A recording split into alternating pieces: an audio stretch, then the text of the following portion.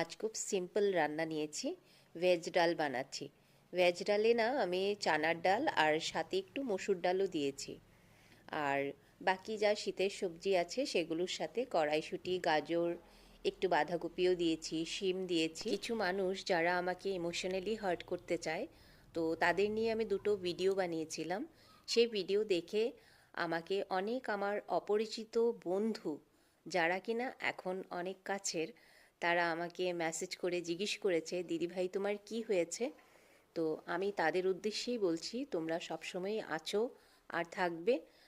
আমার কিছুই হয়নি। আমি এইসব নেগেটিভিটি আমার লাইফে নেইও না, আমি নিতে চাইও না। কিন্তু একটা কথা না, সবসময় চুপ করে থাকলে মানুষ ভাবে যে আমি উইক। তাই কখনো যেটা অন্যায় সেই অন্যায়কে অন্যায়ের প্রতিবাদও করতে হয়। সেই জন্যই আমার ভিডিওগুলো করা।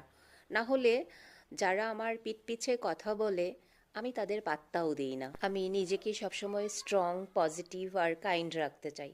নেগেটিভিটিকে আমার ধারের কাছেও আমি আসতে দিতে চাই না। আগে ছিলাম শাই, কাউকে কিছু বলতেও ভয় পেতাম। But life and situations make me stronger. বানিয়ে নিয়েছি মসুর ডালের বড়া, আর সেটাতে না বেশি করে পেঁয়াজ দিয়েছি আর পাঁপড়ও রোস্ট করে নিয়েছি। তাহলে এই হলো আজকে দুপুরের লাঞ্চ। সবাই ভালো থেকো, সুস্থ থেকো। দেখা হচ্ছে আবার আরেকটা ভিডিওতে। যদি ভালো লাগে লাইক কমেন্ট করে দিও।